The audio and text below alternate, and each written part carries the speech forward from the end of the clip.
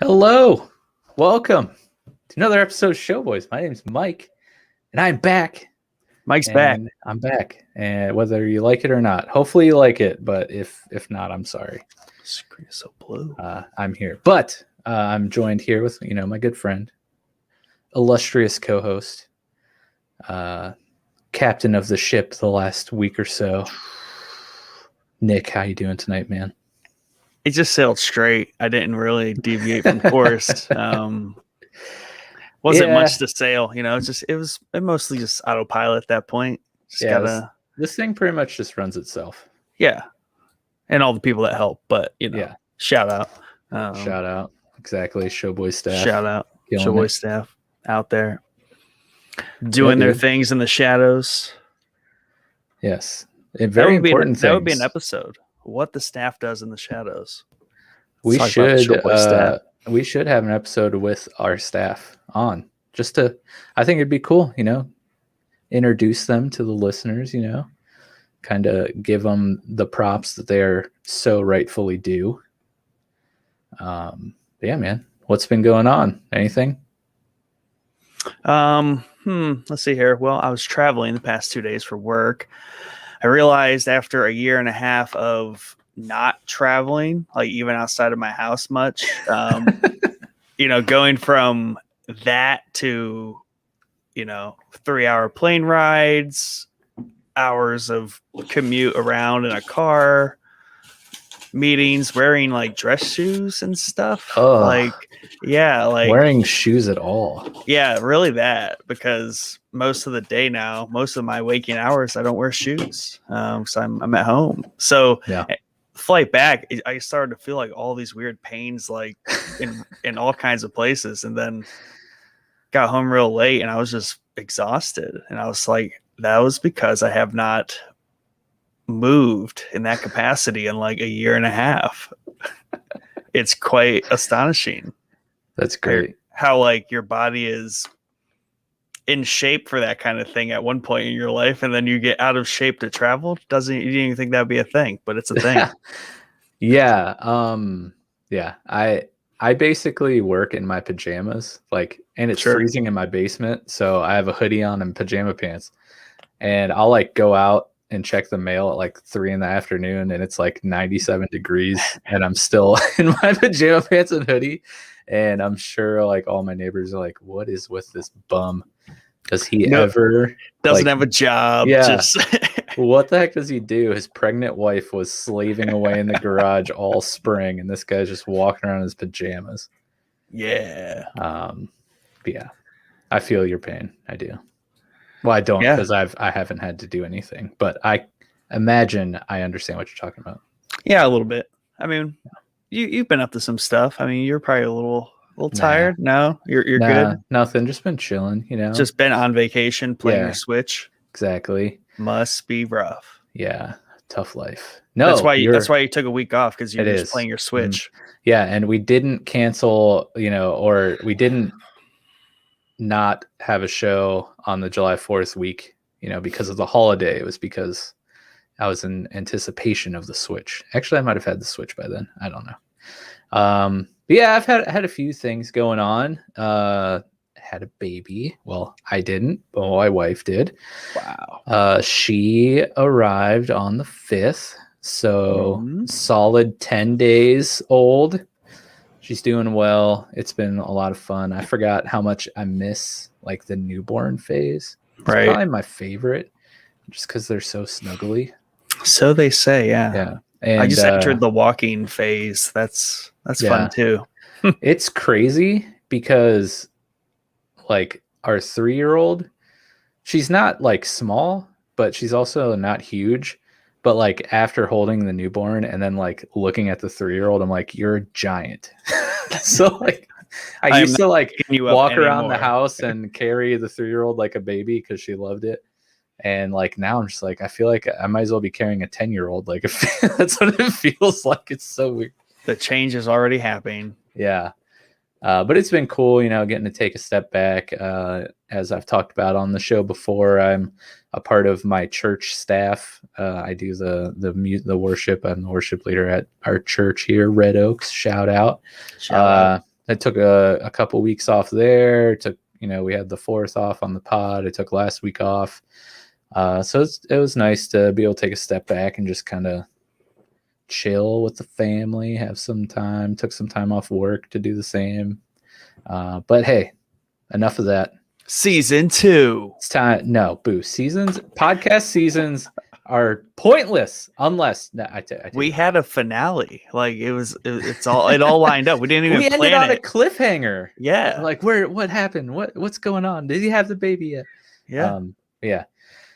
No, yeah, so had a baby, bought a Switch, been slamming the Switch like you guys talked about. I think I'll give myself a Shiny Discord award. You get the award. No, I won't do that. But we'll have the chief give it to you. Been playing lots of Pokemon Shield, loving it. Probably the best news I've heard today was the release date for Pokemon Unite was dropped next Wednesday, July 21st. You better believe I'm going to be slamming that hardcore. It's basically like a MOBA League of Legends version, but playing as Pokemon. So come on, 2 of my favorite things in the entire world. So yeah, going to get heavy into that. What else have I been doing? Oh, we have you have giveaway. A bowl. This very manly pink bowl is full of names of lovely YouTube subscribers and Discord members that are eligible to win our giveaway that we've been talking about. Oh, let's not get the glare. There we go. Moff Gideon, Funko Pop, and T-shirt combo pack. We hit our 100 subscribers, and then we tried to give you guys enough time to make sure you meet both criteria, being a Discord member and a YouTube sub. And then we had our very nice. We had our our July 4th break, and then I was off last week. So we finally are going to do our drawing right here live at the top of the episode.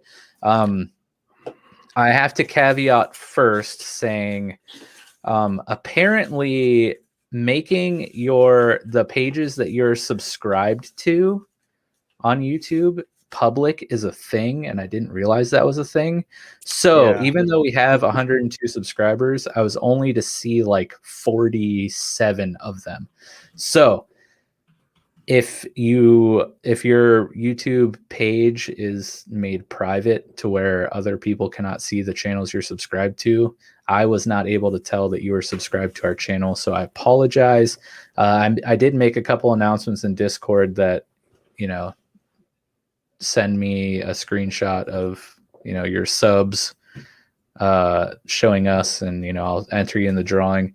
And then I did my best to match up YouTube subscribers with our Discord member names.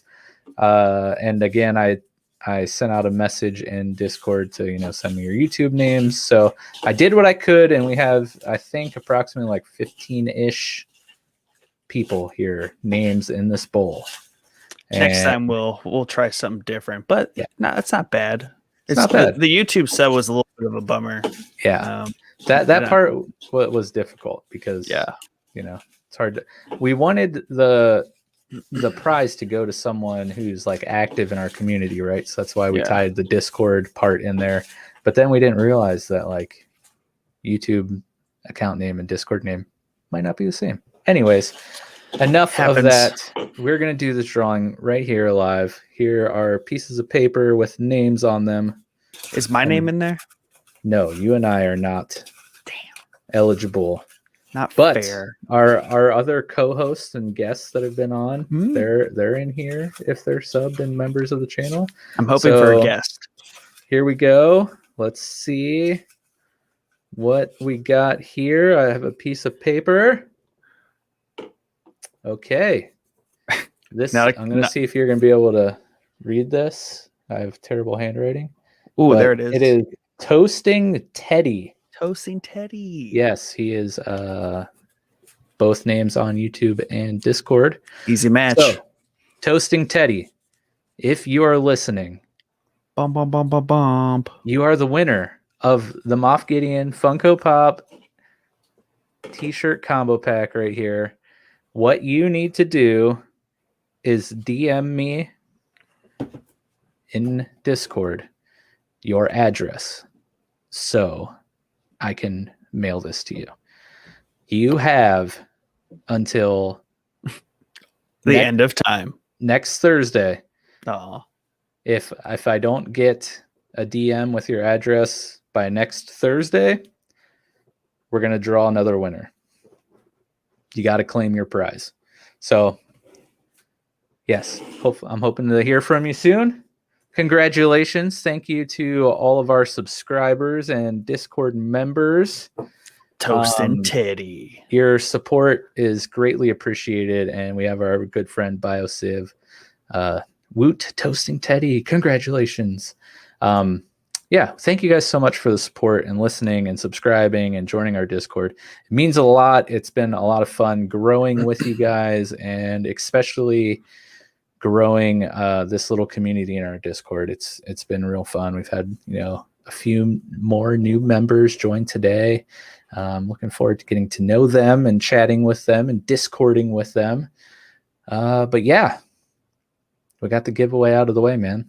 Yeah, it's happened. Solid win right there. There we go. But again, Toasting Teddy, shoot me a DM in Discord.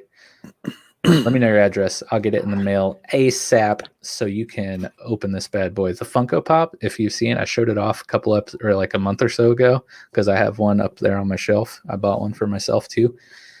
It's a beautiful pop.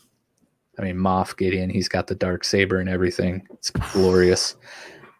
But yeah, dude, we have a few more things. Our topic for tonight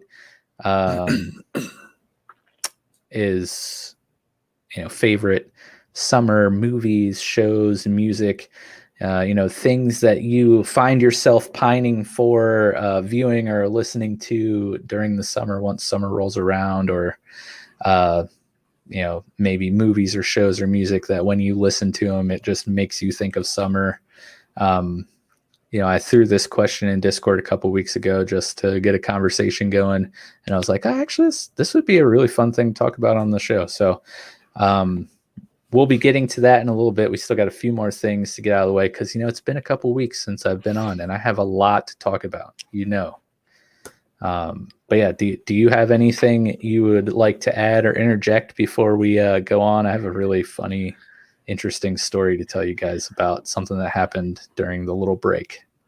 Yeah, I just have one thing because you mentioned the most exciting news you've had all day about your old Pokemon Unite release date. Mm-hmm. The most exciting news for me today, I actually have very exciting news for me today. Okay. And I'm going to share my screen here, but I will do my best to also describe it for the listeners. All right. But Lego announced the UCS Ultimate Collector Series Republic Gunship, and this thing is rowdy. It is huge, and it's so cool. Dude, that does look really cool. 3,300 pieces, just slamming. You got, I think I got like a Commander Cody minifigure, a Mace Windu. Beautiful. People have been really wanting the Commander Cody minifigure. I'm pretty sure, it basically is him in his first phase 1 clone armor, but this thing is just detailed and awesome. Basically, the UCS stuff is like minifigure scale almost sometimes. Like this is basically minifigure scale. And it's huge. Like this guy's holding it. Big. It's like big as your torso. What's the one that you already have? Is it the Falcon? The Falcon, I mean. I don't have any UCS ones just because like really expensive and they're a little bit like out of scope or scale for what I usually do. But I do have a Falcon, and then I have like the play size gunship that came out in 2001. But this is basically like the like professional model, if you will, of it. But I remember the huge one that you had on your desk at the office. That was pretty gnarly. Oh yeah, that was I'm pretty sure I had the Falcon. I brought a few things into the office over time, but yeah, that was a much anticipated release from Lego. I think Woot. everyone knew it was coming, but Yeah. basically it was kind of those things like it's happening. If it doesn't happen, we're all going to be upset. But it happened. So it's kind of like the new Switch model announcement, but instead of depressing everyone, it just made you guys happy. Correct. Yeah. The only unhappy it's an okay price. It's these UCS things are expensive. This thing's $350. Like it's the cost of a Switch. Good Lord, that is the cost of the new OLED Switch.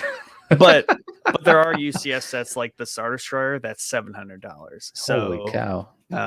They had like the Mos Eisley Cantina last year that was $350. It's whatever. It is what it is. That's also why I don't collect the UCS stuff, because that's like nice. I don't know. It's different ballpark, different it's a lot type. Of cash. Yeah, a lot of cash.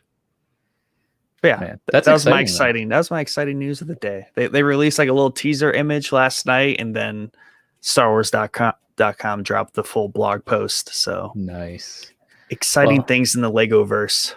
I'm glad for you. That Thank makes you. me happy. Not that I'm going to buy it. I wish I might. Meh.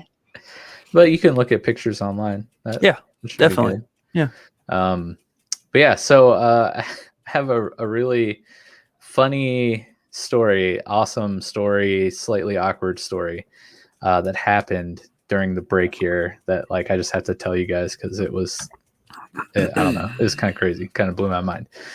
So we bought the Switch, right? And one of the days last week, I forget exactly what we were doing, but we ended up on or around one of the local exchange stores, in our area, which if you're not from our area, I don't know if the exchange is like a national chain or anything, but basically the exchange is like I don't even know how you describe it. Used game and music movie store. You go trade in your stuff and they resell it. It's like a more low-key, hip GameStop kind of thing. Yeah. They sell a lot of movies, a lot of DVDs, a lot of Blu-rays, a lot of albums, lots of CDs, collectibles, video games. Would you say a majority though of their merchandise is used? Oh, or not? Okay, yeah. That would be the big thing against like GameStop. It's more like a hobby shop, but the hobbies are old games, consoles. They music. do sell like a lot of new release stuff, brand new. They do sell a lot of new release stuff used, but they do sell like Super Nintendo cartridges or like, there's two in our area. One of them is much larger than the other and has like a much larger collection of Funko Pops. They have, a little section for comics. They actually have Pokemon cards, which is something I've not so reluctantly gotten back into. Rip my finances. I looked it up. It's like purely in Northeast Ohio kind of play, like along the 77 pipeline, basically between here and Cleveland. Like there's one in Parma, North Olmsted. Two by us. I think we have like the highest density of exchanges. Yeah. They're not very far apart. No. They're like maybe like 10 minutes apart. But the one that I went to this time is the one that's further away from my house, but it's the bigger one, has a great selection of basically everything. We were driving by, and one of my selling points for the Switch with my wife was it's kid friendly. We can get the girls into video games, which is actually something I want to do because I have a lot of fond memories of playing, games like Donkey Kong Country and Super Mario Kart and stuff on the SNES with my dad, back when I was younger, when that was like the system. So I was like, yeah, that'd be a cool thing to experience with the girls.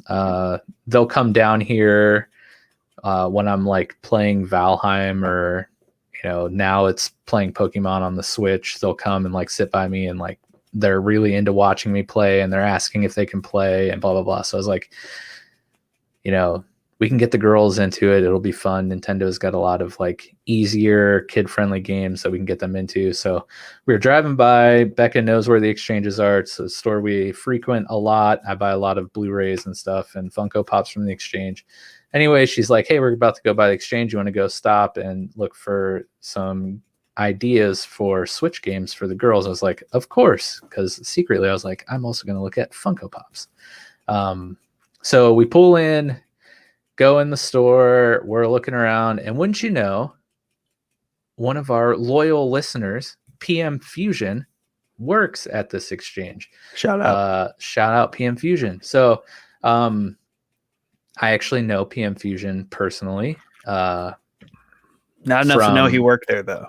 Not enough to know that he was employed at the exchange, but yeah, I know him from our old church. He was one of our youth students, and yeah, so very familiar with PM Fusion.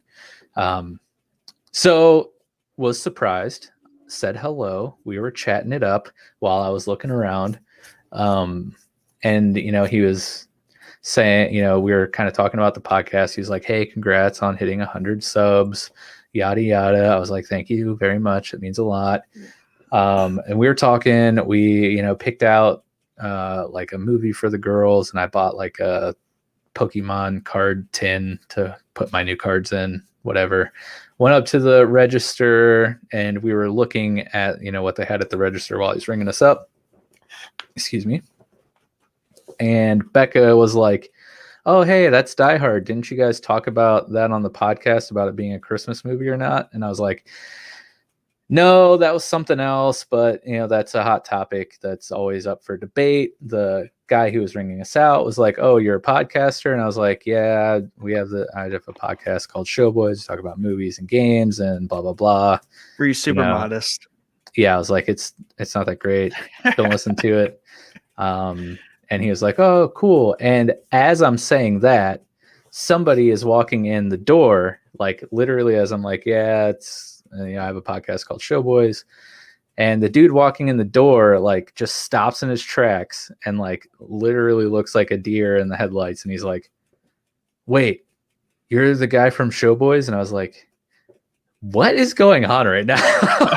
Because all while this is happening, like, PM Fusion is just, like, standing in the background. He's just like, what's going on? This is crazy. So I'm like, yeah, I am also, while this is happening, I'm like, did he mishear me? Like, is he thinking like I said something else, or he thinks you're Joe Rogan? Yeah, is there like another Showboys that I'm not aware of that look, I'm being mistaken for? But he's like, oh my gosh, my mind is blown. This is crazy. I listen to you guys on the regular. And I was like, what is happening right now? Like, am I being punked? Like, what's going on? And it was really cool. You know, I was like, yeah, you know, I told him thanks. Like, it means a lot. Is super awesome and very humbling. And, you know, obviously made me feel good and happy that people listen to our show and apparently like it, hopefully. But I just want to tell that story because that's the first time anything like that has happened to me or about the podcast. But yeah, I just wanted to shout out random dude from the exchange. Thank you for listening. And is it Toasting Teddy? No, I don't believe it's Toasting Teddy, but it could be. I don't know.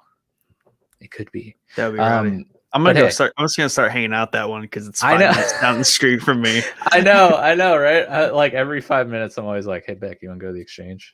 Like the big one. I need an ego boost. Yeah, I'm pretty popular over there. No, I'm just kidding. But yeah, it meant a lot, and thank you for listening and your support. It really does mean a lot, and that little interaction, like, totally brightened my day, and just I was giddy like a little schoolgirl, you know, waiting in line to see the new Twilight movie. But yeah, I just wanted to shout you out, and if you are listening, join our Discord if you aren't already, and you know, shoot me a DM or something, and I'll send you a little Showboys swag surprise. So yeah, shout out random guy from the exchange and PM Fusion, my dude, working at the exchange. Hopping at the exchange. Yeah, so that was a crazy thing. But yeah, again, I know we're 25 minutes into the show and we haven't got to our topic, but there's one more thing. You know, we kind of talked about the Showboys shadows earlier, and yeah, we've got a lot of we've been working on a few big things behind the scenes here at Showboys, and a few of them aren't quite ready to be totally announced because they're still in progress. But there are a few things we can talk about. First, we have somebody who is managing our social media now, which is awesome, and she's doing a fantabulous job.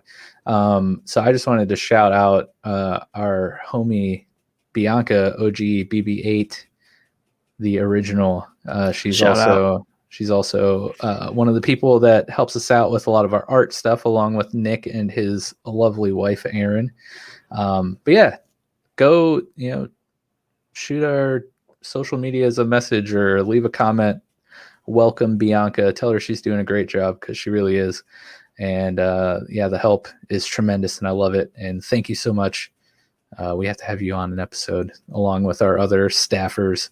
Looking at you, Chief Mod. The Chief. And we got to get Erin on because she technically does stuff. And we got to get Cody back on. Oh, I guess my lights wanted to shut off. So I guess we're going to have a Dark Boy episode. Yeah, Cody, our main squeeze, one of the original three, he's been writing our article summaries for the newscast, which has been a huge help. And I love it. And he's doing a fantastic job. And, we got to get him on an episode, make his triumphant return. We miss him. Is there anyone else really that's been stepping up and doing some cool stuff for us? I mean, Chad, everyone's pretty familiar with Chad from What's Playing. He gets enough limelight, so we won't need to shout him out. Chad, my dude. We've been heavy on the What's Playing lately, just because this summer the gaming area is just picking up steam. There's just a lot of good traction there. But yeah, for the most part, I would say those are the key players in and around. But obviously, we have other correspondents, out there in the trenches. Shout out Jordan. Jordo. Shout out Trash Can. Coming soon. Yeah, Stonk Boys. Coming soon. Soon. Yeah, we have a couple big things cooking up. We're talking to some people. We're trying to create some things. Pokemon Unite's coming out, and I mentioned I'm going to go ham on that, and I'm not kidding. I bought a capture card so I can stream my Switch gameplay. So I'm not joking. I will be trying to stream that pretty regularly here on all of our channels because it's Pokemon League of Legends. I mean, come on. I mildly am interested in that. Dude, it's going to be so more fun. so than the MMO, but we're not here to talk about games. That's right. Man. I wish it was a What's Playing. It's just going to stop you right there. Yeah, because this is going to go in a totally different direction. Stop talking about Pokemon. Yeah, I can't, dude. It's so hard. But yeah, keep your ears to the floorboards, I guess. I don't know what the proper saying is, but we're going to have some exciting announcements coming up somewhat soon. Our friend Mick Manhattan from the Scene Snobs just reached out a week ago asking for my address to mail us our Snobby Award. Yes, sir. Best audio and podcasts for dominated. Award-winning podcast here. That's right. Because we have the sweet, docile audio tones. Speaking of audio, I also playfully entered our intro song into a podcast intro song 64 gonna win team bracket just for the fun of it in this Facebook podcasting group we're a part of, and we made it to the round of 32, so we defeated our first opponent. So hey, we might be also award-winning musicians as well. Mm-hmm. So just you made the song, you wrote it, performed it, recorded it, engineered it, mixed it. I don't want to take all the credit, but you're gonna be like Return of the King at the Grammy or at the Grammys, but at the Oscars, you're just gonna sweep the floor. All right, enough of that stuff. We're 30 minutes in. We need to get Yeah, this is Roll only in. an hour and a half EP, by the way. Yeah, we'll we'll we'll see how much longer this set of lights decides to stay on. But yeah, why don't you let's do a little what's watching update. It's What's been a watching? minute. Yeah, Update me, Nick. I've been watching, surprisingly, and I've also been playing. But you know, that's for another EP. But I've been watching some things, and I finally broke in to this show that I've been meaning to watch for years now. It's not like widely watched, I would say. Like, it's not something that everyone tells you to watch, but everyone that has told me to watch it loves it, and that's The Expanse. And thanks to my recent travels and the Amazon Prime app, I was able to download. I literally downloaded 6 hours worth of episodes, which squeaked out to be basically a whole season. So I am a season, and I'm halfway through season 2. And that happened in a matter of the past like 2 days. So dang. this show's pretty good. You know, one big plus it gets for people is that it's accurate, right? So the show is about it's like future Earth. We have colonized the solar system, so there is a Mars faction because they kind of claim their independence from Earth. Obviously, Earth is still a thing. There's Belters who live out in the asteroid belt, and they basically are the bitches of the system, and they like mine all the resources and give them to Earth and Mars. So there's like a handful of factions, and there's just like this kind of like mystery, right? There's kind of like a who done it, what's going on, things are afoot in the solar system, and it's a quite good show. Good acting, good actors. I mean, their characters are well done, and it's got a good pace to it. It takes like 3 or 4 episodes to start clicking because there's a lot of setup, and then once it's all set up and it's like rolling, like season 2 is just like moving smooth as butter.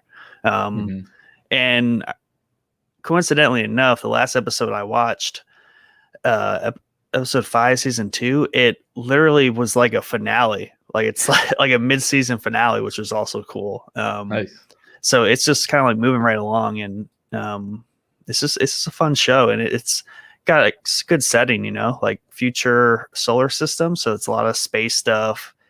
They try to be fairly accurate to how things would work in space.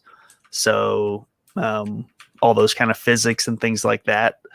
So I think that's appreciated, especially from people that do like it. They always appreciate that. So it's not just like a wild sci-fi, do whatever you want kind of show. But right. I've been enjoying that. That's been a recent breakout watch for me that I'm very happy to have finally gotten to. Yeah, I have never watched it, but oddly enough, a friend of mine shot me a random Facebook message. Was like, "Hey, have you ever watched The Expanse? It's pretty sweet." I was like, "No," but you're like the 4th person who's said that show is sweet.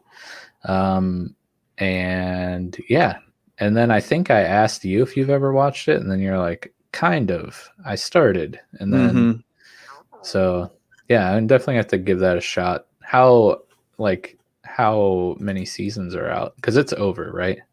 So I saw an article. It's not over. There's 6 seasons, but people are trying to like say it's over, but someone that's important to the show, like the creator or whatever, was like, it's not.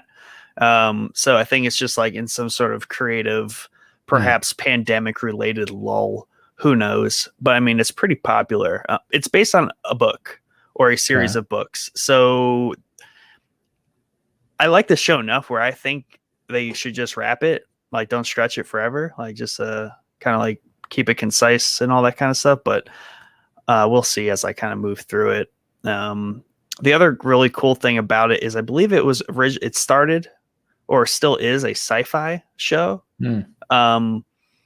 And it's a made for TV kind of like hour-long show. So on Prime, the episodes are 40-45 minutes long, which to me is like the sweet spot, because that's another reason I've been enjoying Loki a lot lately too, because those are 40 minutes long.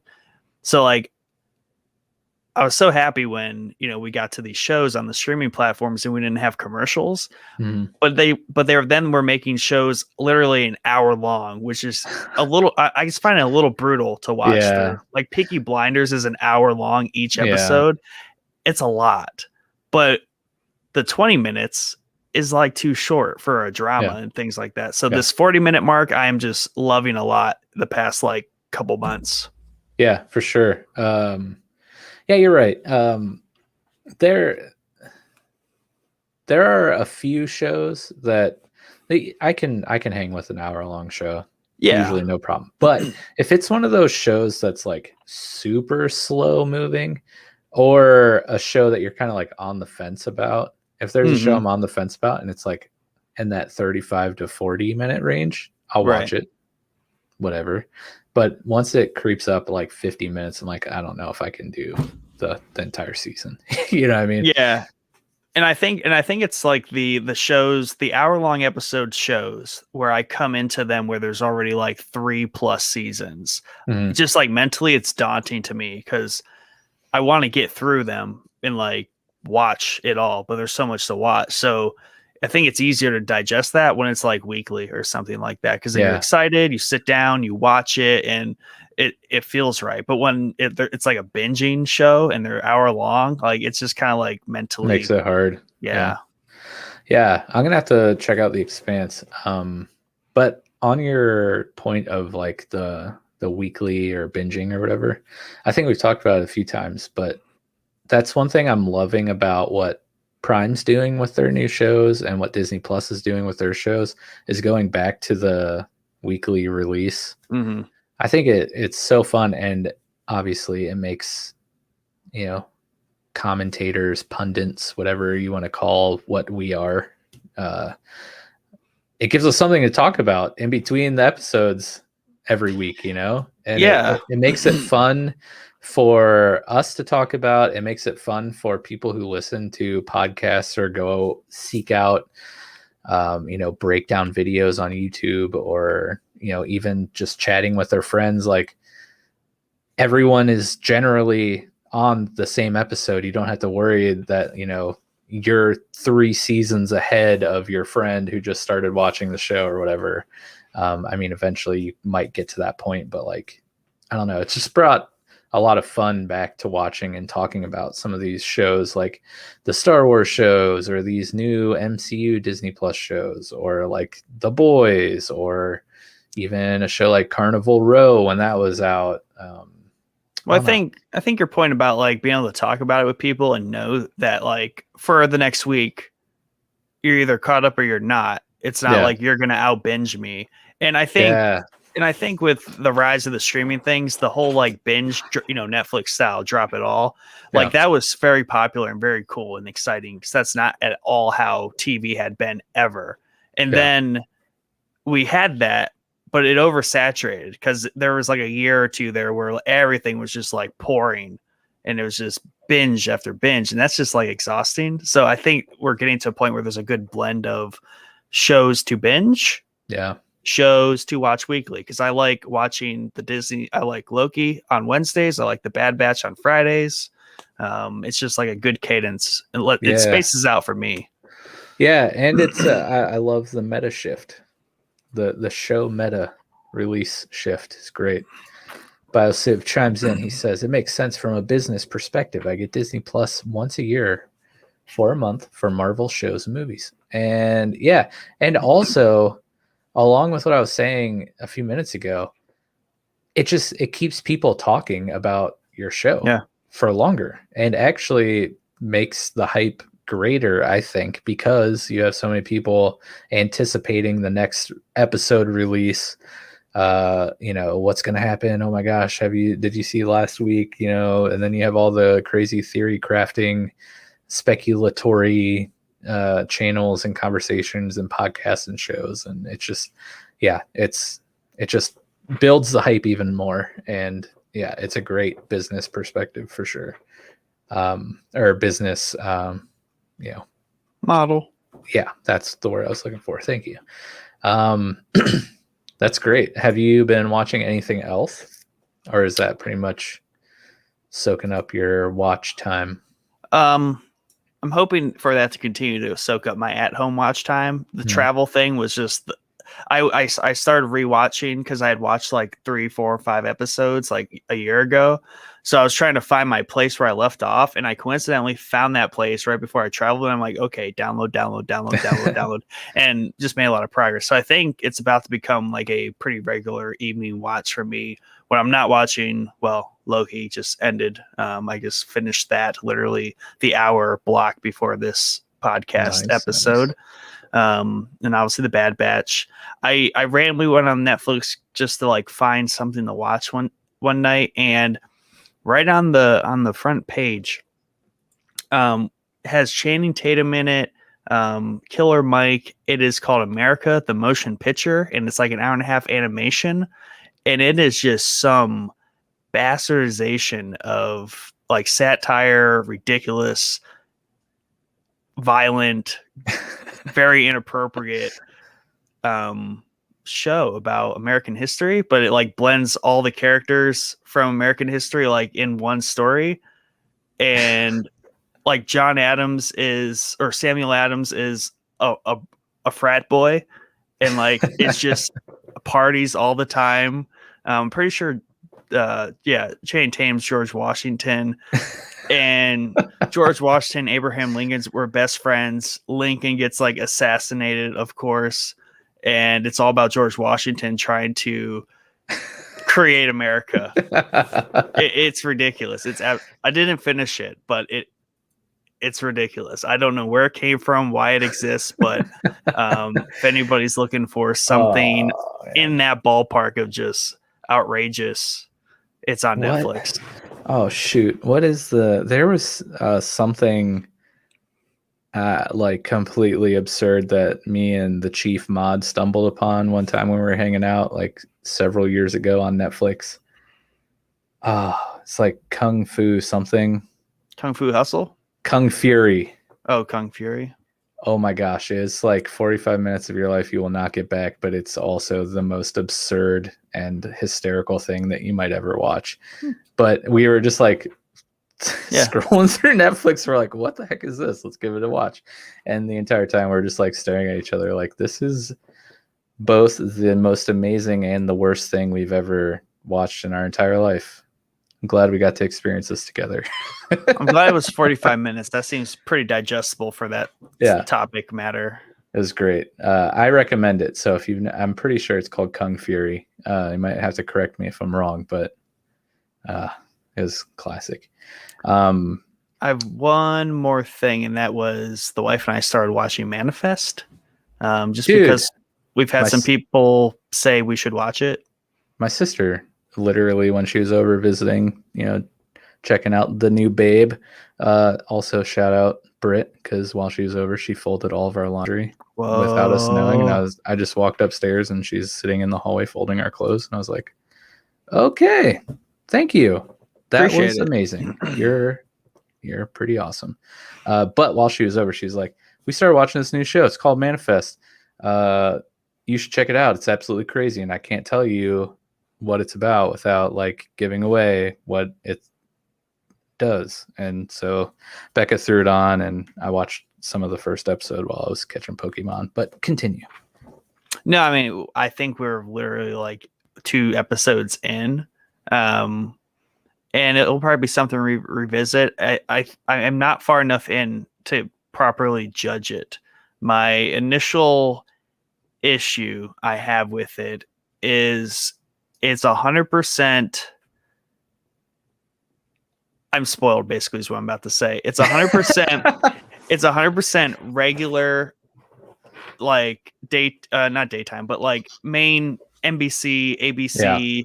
It's that, right? And it has the commercial break points where they literally break up the story because of a commercial break, and it just has that like film over it of television show. And I think there's a few seasons out, so it came out a few years ago, and basically it's just getting bounced in my brain against Loki, everything Disney Plus does, right? And like it's just I'm used to this very high quality production value, and it's just not there. No. I Smokey the Bear, my dude, from my League of Legends days. Smokey. Legendary top laner, the Ooh, Croc, the Croc ooh. himself. He Top says, laner, elite. that's right. He says, great show so far. Thank you, buddy. I miss you, Jorge. I'm sad that you didn't win the giveaway, but who knows? He's saying our show's great or Manifest is great. I don't know. I'm taking that comment as our show is great so far. He could be talking about Manifest, but I'm gonna pretend like he's talking about us. Okay, that's because it fair. makes me feel good. So We if should you're always not, do that. yeah, if Someone's you're talk. not talking about us, now you are. So I miss you, Smokey. But yeah, I might withhold my comments on Manifest until you decide if you're going to continue watching it yourself or not. Okay. But Are you for going to continue those, watching it, Mister? I watched half of episode 1. no. Oh, My wife has continued watching it. She enjoys it. She left you in the dust. Well, yeah, it's fine. She can scoot on ahead. But yeah, the premise basically, for those wondering, a group of passengers get offered because a flight is full or something. They get offered like $400 to take a later flight, and that flight, something happens, and they land, and things are different. It's 5 years later. Yeah, I didn't know if that was going too far, but I mean, I guess it does happen within the first like 10 minutes of the first episode. But yeah, they land, and it's 5 years later. Nobody on the plane has aged, since very they left. Thanos snappy. Like that's what I was thinking of. I was like, they come back from being dusted, and it's 5 years later. It's almost what's happening. Yeah, exactly. So everyone on the flight was only like a couple hours long. Yeah. They land, and all they did was experience some turbulence. It's not even like they got lost or anything. It's like an electrical storm or something. They land, and the entire world that was not on this plane is 5 years ahead of when they took off. And they are unaged and all that jazz. Yeah. Like, so it's a cool premise. Yeah, it is. But like you said, just the production value alone is very, very like basic cable, you know. So yeah, that kind of, I don't know. It's hard for me because I've spent the past greater part of like the last decade or more completely shunning that genre of media. Yeah. Because I'm a cable cutter. Like that's what I was. Like I refused. Cut that cord. Yeah, that's just diehard how I am. So I will still give it a chance, especially if it turns out to be like a good show story wise, and like it's just like intriguing and it's a fun watch with the wife. But it has some hurdles early out the gate because I'm a snob. Yep. Not a scene snob. Not a scene. Maybe I can be. Maybe I'm an honorary scene snobby. There you go. We have won a snobby award. So we have. So I guess we are considered snobs of some sort. We have BioCiv says, bah, ha, ha, ha, ha, ha. That was a weird laugh, but that's how I interpreted it in my head. Lost, everyone has been in purgatory the whole time. Yeah, it's got a little Lost vibe to it. Without I've ever seen any episodes of Lost. That's what I was thinking of. I'm like, This is like Lost, and I've never seen Lost. But instead of crashing, and also they're not dead. They just normal plane ride, have a little turbulence, land, and bam, they got blipped. Blip. But yeah, so I've been watching a ton, so I'm not going to talk too much detail about anything. I'll just run through a list. Wife and I are watching Dave season 2. Dave, for me, not as good as season 1 so far. It's kind of had a different tone shift the first couple episodes. The last 2 are picking it up. I'm 3 EPs in. Still all right. I enjoy it. I'll watch it. I'll continue. I forgot about that. We are also watching the Lacey Peterson documentary on Hulu. Shout out to Chad and That's Strange, because they just, I believe, covered this documentary on one of their episodes a couple weeks ago. But if you're into true crime, the Scott Peterson, Lacey Peterson case is a highly fascinating one that you can find tons of videos about on YouTube and tons of podcasts talking about, and also a pretty intriguing documentary on Hulu. So we're a handful of episodes into that. I don't even know how long it is, but it's one of those like limited docu-series things. I'm working my way through Stargirl on HBO Max, which is a DC superhero show. I believe probably airs on the CW. I'm not entirely sure. I'm sure Jordan can correct me on that. He's a big fan of the show. It's not bad. Luke Wilson is in it. So, you know, the other half of Owen Wilson, the Wilson brothers. One's in DC, one's in Marvel. I think that's kind of cool. Yeah. Been watching Loki. I have not watched Wednesday's episode yet. Enjoying that. Of course, watching The Bad Batch, keeping current, enjoying that. I feel like, the wife and I started another show. This is the last one. Then we'll move on to our summer topic. You've heard me talk a lot about What We Do in the Shadows, the show on FX, basically office version of a group of vampires living in a house. Absolutely hysterical. Love the show. They have a spin-off show that's based off of two detective or police officers of the Wellington Police Department in New Zealand, who get recruited into a paranormal division and basically are paranormal detectives for this police department, and they investigate all of the strange paranormal happenings, and it's like the exact same style as What We Do in the Shadows, but it follows these two police officers in New Zealand, and it's so far not at the same level as What We Do in the Shadows, but it is still pretty funny. There's maybe 2 or 3 episodes out, and it's hysterical. I believe that's on the CW. It's not on HBO Max, but if you go on the CW app, you can watch it. It's pretty funny. But yeah, so I've been watching when I'm not playing Pokemon. So little catch up there. That was nice. Yeah, let's get on to the topic tonight at hand. It is the middle of July.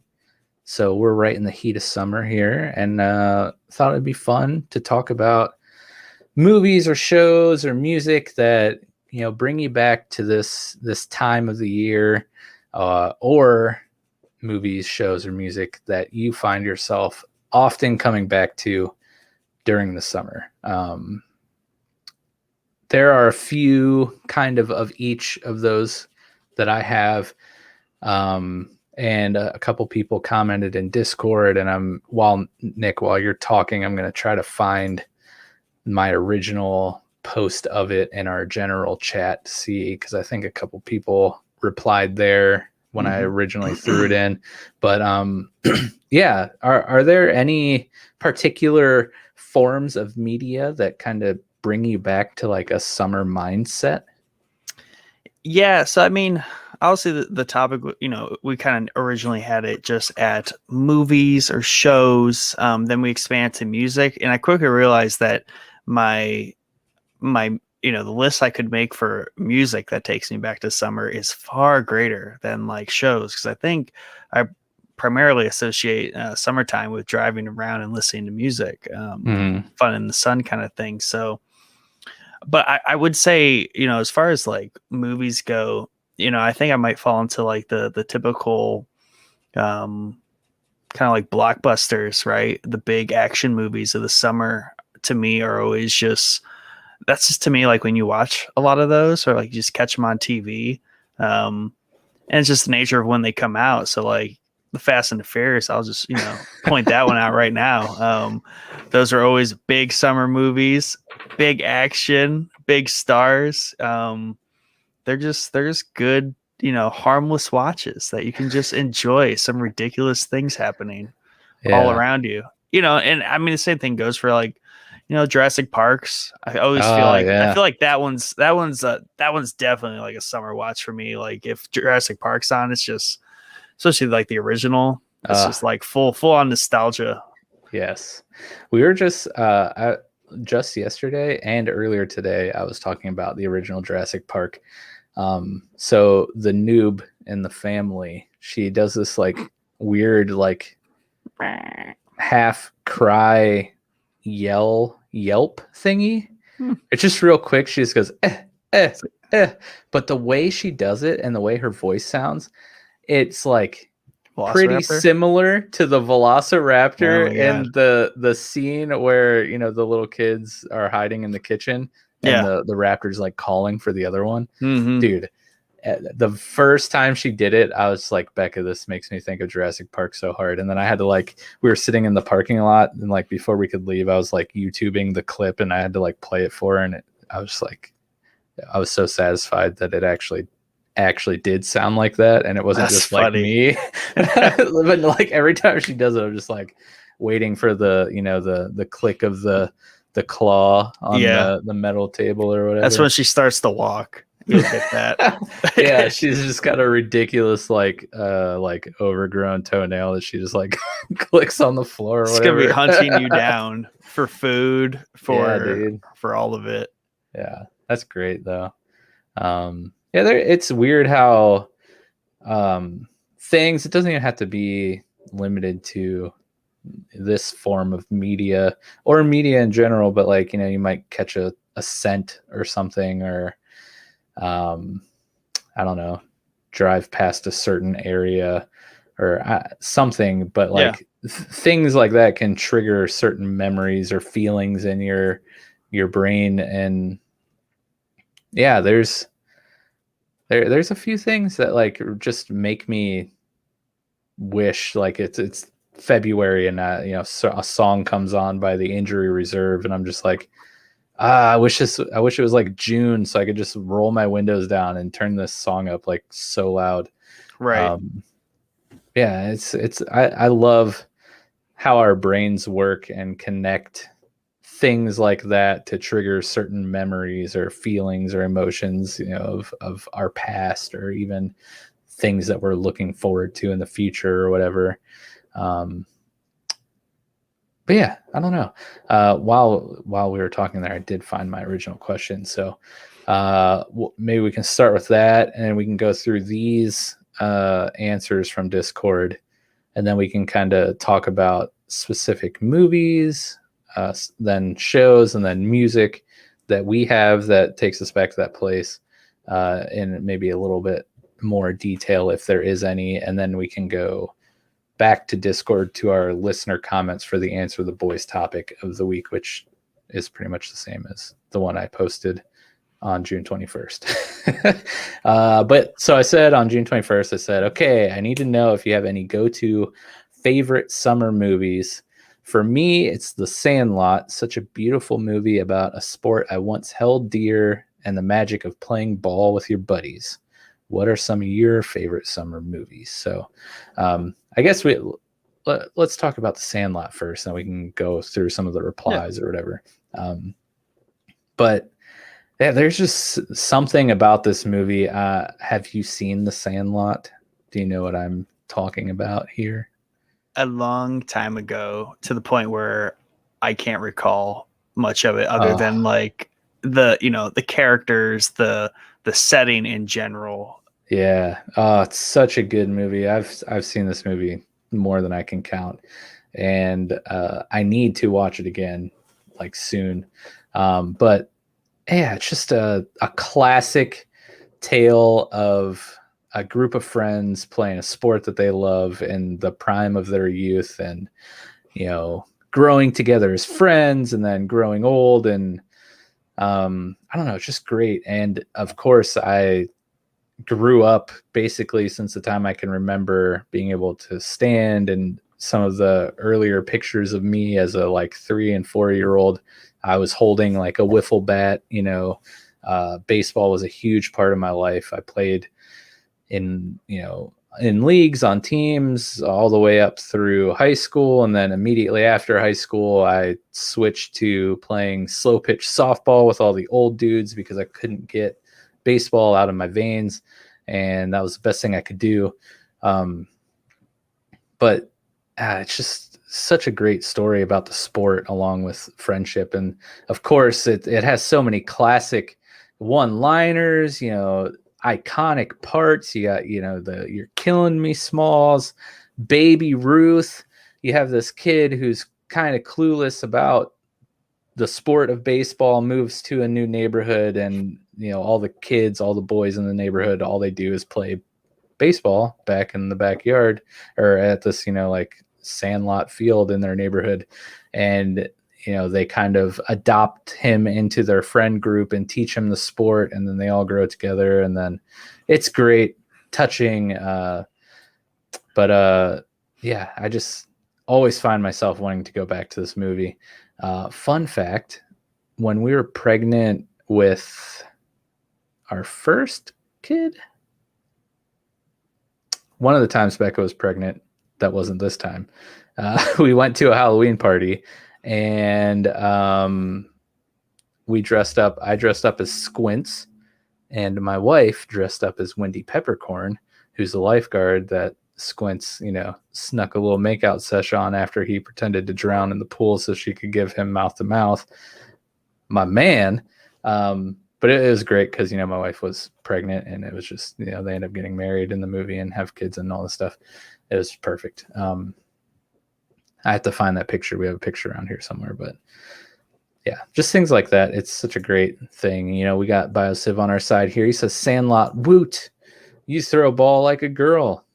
So true. Man, there's so many good.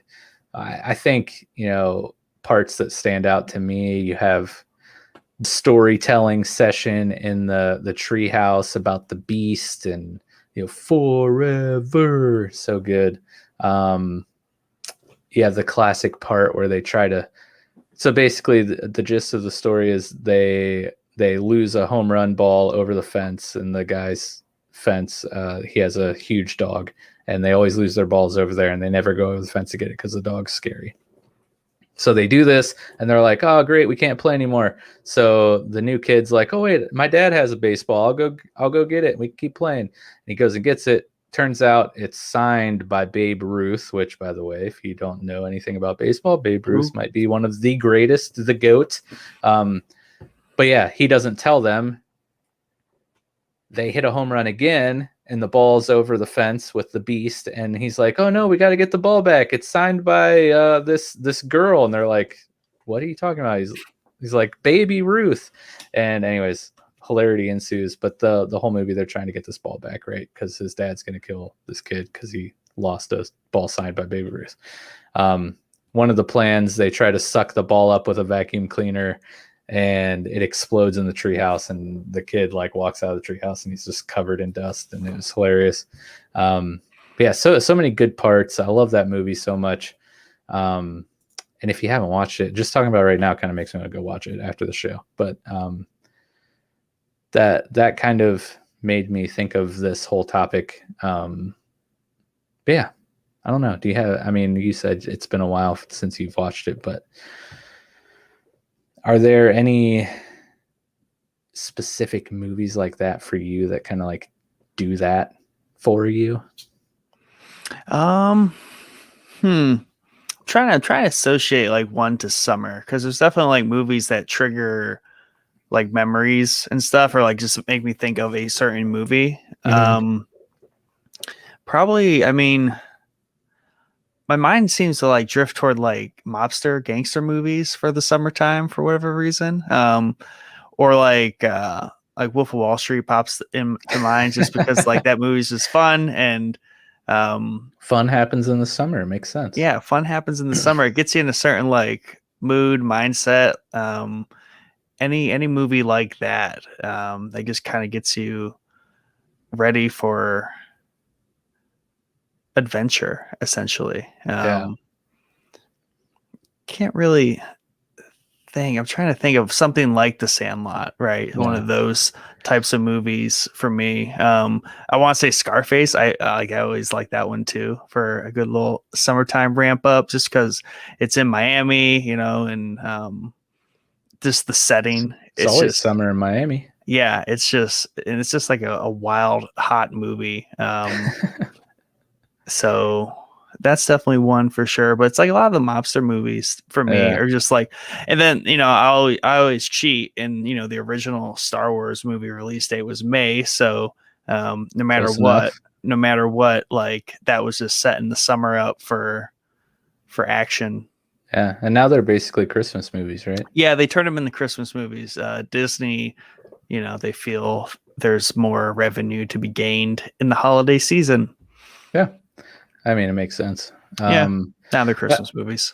I think most of the movies for me, actually all the movies that make me think of summer are directly related to and or about baseball. And I think it's just Mm, because baseball is what I did every summer, right?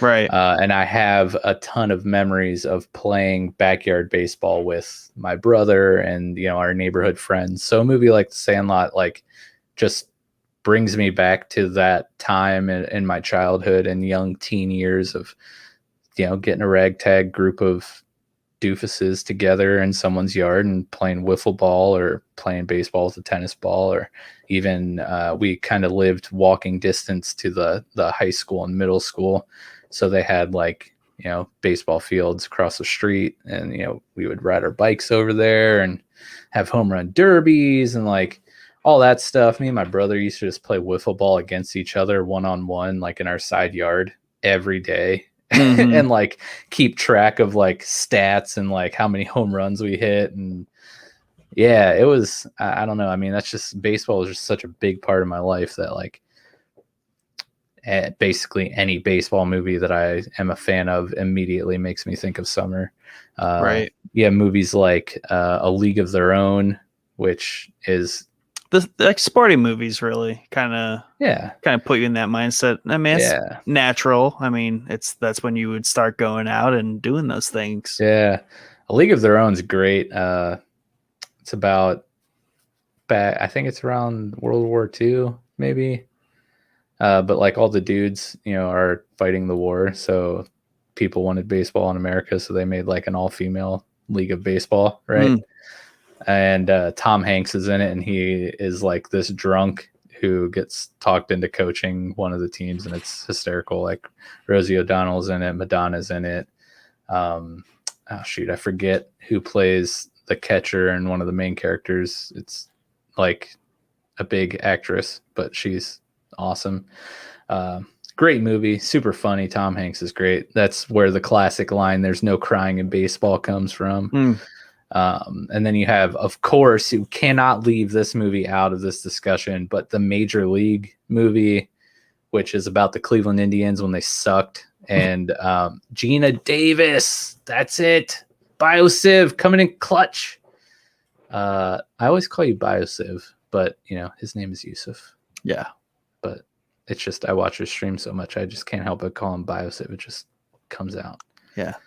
But anyways, thank you, dude, because that was going to bother me all night. Gina Davis is great in that movie. Major League is another absolutely hysterical movie. Charlie Sheen's in it. It's about the Cleveland Indians, our local Major League Baseball team back in the early 90s. Well, not the movies came out. I might be totally butchering this. I want to say early 90s. There were quite a few major leagues. Man, this would be a great time for our producer to just be fact checking us, right, Nick? Mm-hmm.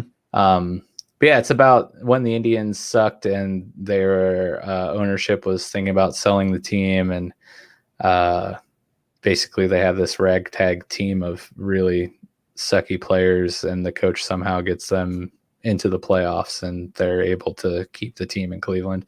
But it is such a great movie. So many great one-liners from that. Mallory from The Office, big fan. The Office. Yes, Not from work. our old work office, not The Office. Yes, us. Yes, sorry. Yes. When I refer to The Office, I'm talking about work, Yeah. not the show.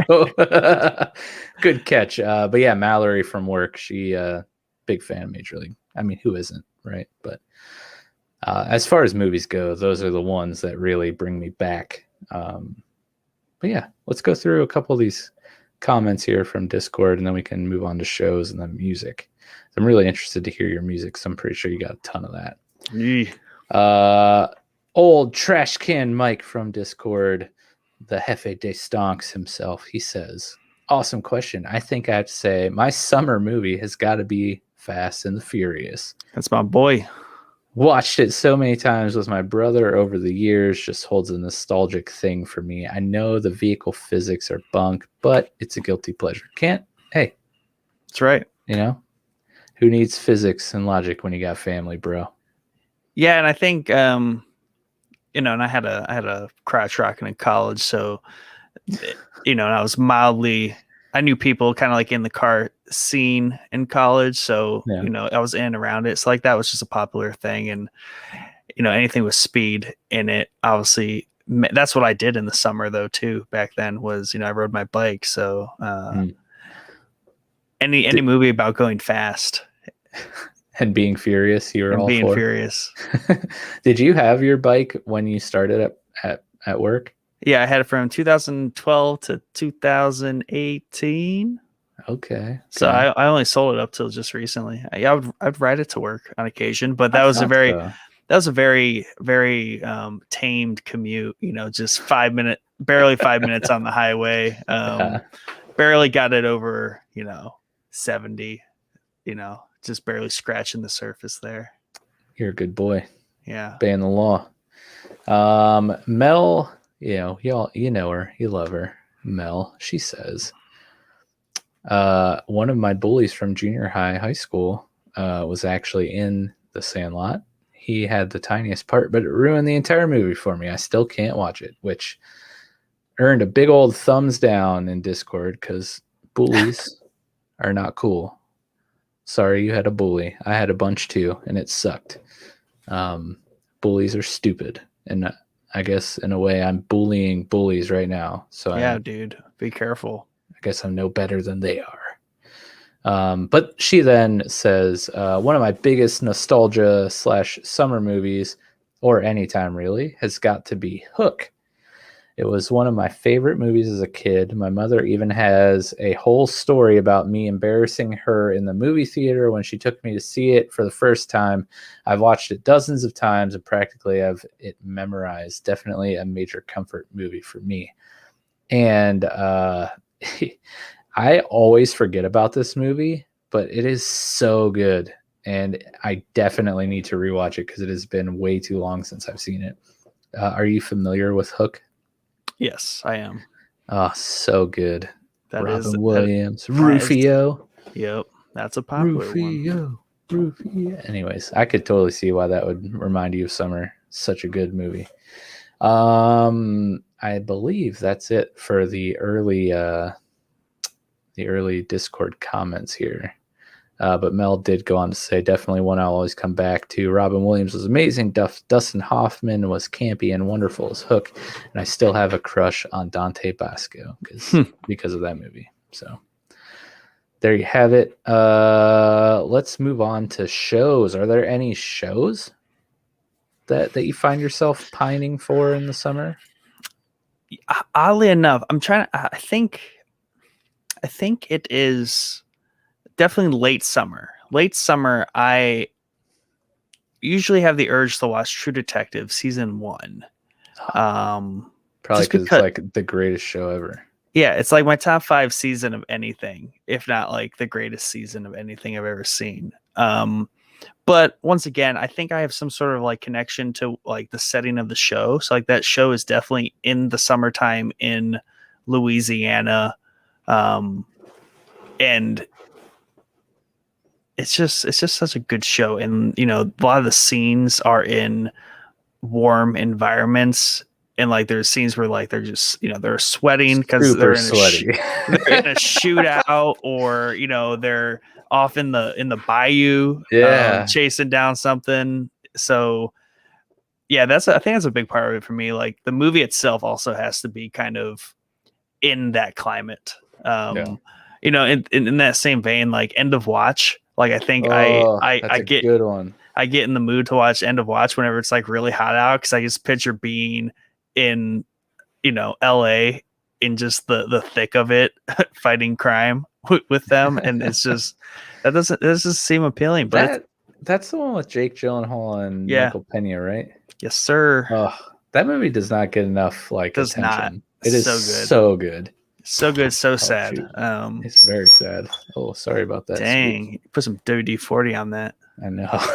It's I super had a squeaky squeaky. wheel on my lawnmower. This quick lawnmower story. But this past weekend, I had finished making like the flower bed retaining block wall around my deck I've been working on, and I slowly over time was like laying out and planning it by placing the blocks just like in the dirt and like figuring it out. So then finally I had it all planned out. So I took it all out, laid down like the paver sand and the paver base and like leveled it and did all that. So moving all those within like a 4 to 6 hour period, I was like exhausted. So I'm looking at the lawn because it needed mowed. And I was like, Aaron, do you want to learn to mow the lawn today? And she's like, sure. And like, it just kind of happened. So like I edged and like she mowed. But while she was mowing, I was aware that the mower had this like squeaky wheel, right, on the axle, but it didn't bother me because I was mowing and it just was part of all the noise. But when I was hearing it, like someone else push it, it was atrociously loud and like very annoying. So today I hit it with the WD-40 and like Nice. it worked itself out. But yeah, you need to hit that on your mic there. Dude. Get rid of that. That was loud. You're not kidding. Also, you bring up a valuable point that I learned from True Detective. You never mow another man's lawn. That's right. Only the wife can mow the man's lawn. Yes. The only acceptable replacement. I think there's exceptions if you go on like vacation or you're like the family is not there, but if it's just you and you're not there and someone else is mowing your lawn, you're just like sneak attack. You yeah, come home not and good. there's just a man mowing your lawn. Especially if your wife's home, like it's just like in True Detective, like that just escalated quickly. Yeah, that cannot be allowed to happen. No. So while we're talking about lawn mowing, I've recently, because I know this is why everyone tunes in, because we're the lawn boys. The lawn boys. Wow. Yeah. See, you want to get on me about squeaking? Yeah. Maybe you need to take your WD-40 downstairs, sir. Gonna have to do it. The last 2 mowings, I've started bagging my clippings again, which I used to be. That was a staple at the old crib. Like, I would bag them, throw them in this giant trash can that was left at our house when we bought it, and then throw that in the back of the pickup, take it to the yard waste place, dump it out. Love the yard waste place. Yeah, I don't anymore because... well, first off, don't have a pickup truck anymore. So I was like, I don't know how I'm going to do this. Bought a smaller, normal size trash can a couple weeks ago because, we only have our one regular large trash can at the new house. Found out that it will fit in the flex. Also found out that I can fit all my clippings in this one small trash can, which I didn't think was going to happen because our yard's just a little bit bigger than our last yard. That's weird. It works, so I can get it all in one small trash can. So I loaded up in the flex, which was kind of challenging because it fits, but it's also I think I know where this is going. Not a pickup truck. Drive all the way. It's like 4 minutes away from my house. Literally. Yeah. To the yard waste place, go to zip right in, and wouldn't you know, it's locked now because you have to pay $25. Gotta have the key card, VIP to get in. Yeah. And you know who doesn't have a key card? This guy. So this guy had to turn around and go back home with his trash can full of grass clippings. Thankfully, I live right behind a cornfield in which one corner is covered by large trees, so the tractor can't get into that corner of the cornfield, so it never gets planted, and it's just kind of become the designated yard waste area for me and my neighbor. So last 2 weeks, shout out Farmer Dude for letting me unknowingly use his cornfield. I don't think that's letting. That's not letting. But you don't want the exclusive VIP like you swipe know, card to get in. It's I'm fun. working on it. Yeah. Okay, not a millionaire, Nick. It's Okay, $25 a year. That's sad. I thought it was just a one and done, but it's yeah. they keep your card on file and they charged me again. I was like, no. I'm not on that GIS. You fly out to Texas payroll. I'm just a humble landman over here, spreadsheeting every day. Can't afford this $25 an hour Plain Township yard waste fee. So worth it.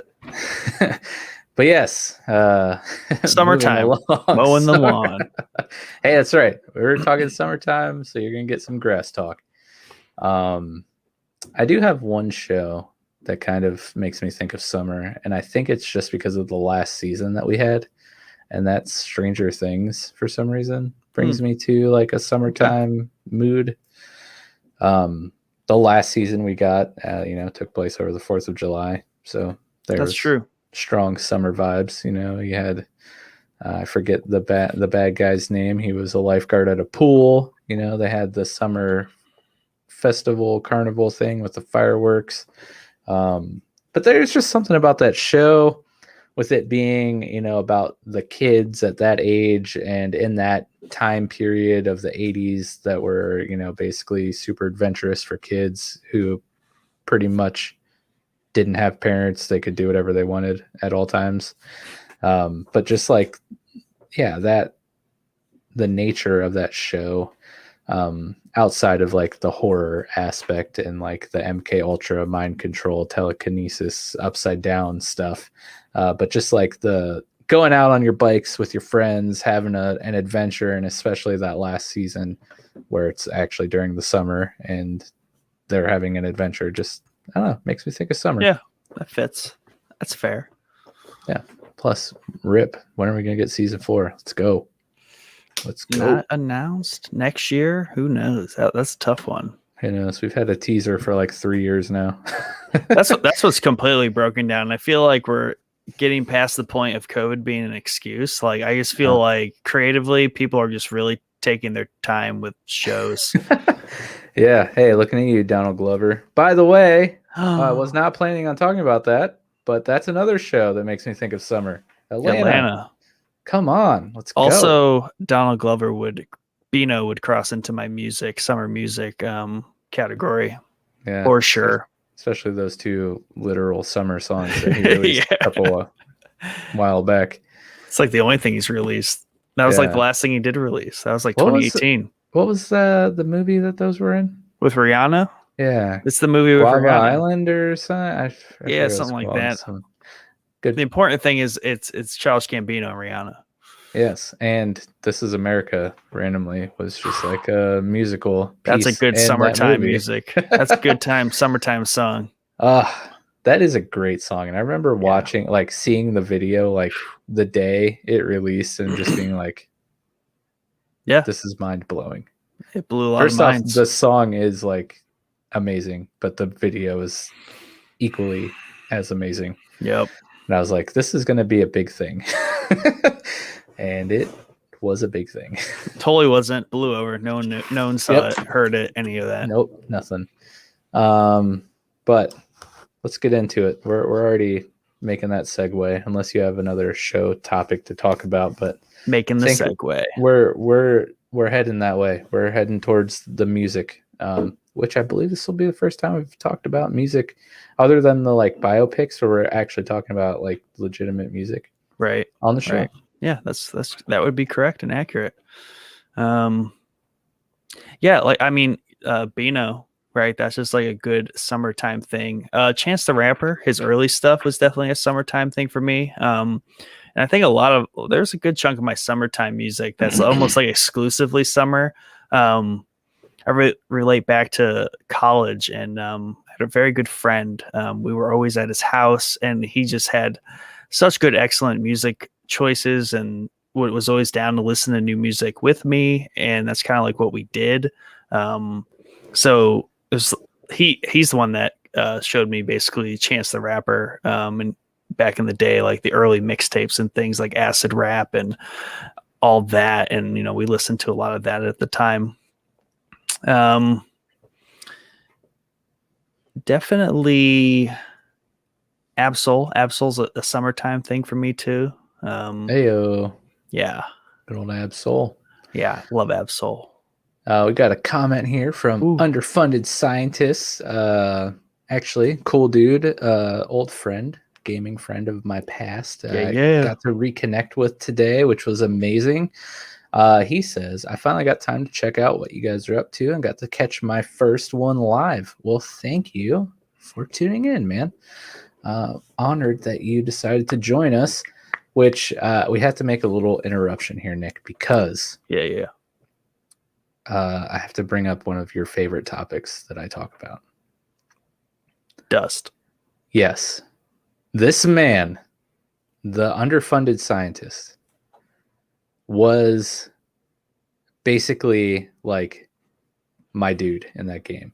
I played a healer support class, and he played heavy armor, just like heavy machine gun, killing machine. And I was basically just inside his back pocket at all times while he slayed the entire battlefield. We like rocked that game for a solid amount of time together, and he's a great dude. And I enjoyed all my time playing with him and the other people we played that game with. And so today, when we reconnected on Facebook, it's been several years since I've played that game. It was super fun, and I'm really glad that we got to hang out and chat a little bit. And I'm really glad that he decided to tune in tonight. He says, for real, this guy was my lifeblood. He was the best heals, no lie. Ooh, the Like clutch over healer. a year, man, maybe two. So true. Which, hey, see, somebody else said it, not me. I'm not just tooting my own horn. I was voted into the Hall of Fame for my particular role in that game on the forums by the player base. So, Yeah. I mean, hey, I was internet famous for a solid 30 seconds.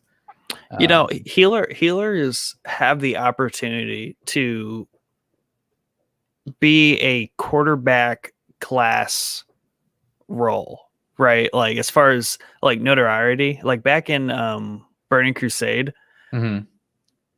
dude, there was like always the top 5 healers on the server, and they were they walked around like they were essentially quarterbacks. Like obviously like there's tanks and all that kind of stuff, but like if you had good healers and like they like made a name for themselves because they could just show up anywhere and just dominate, because that was one of those things, either you were not good enough or you were good enough to just do the whole everything.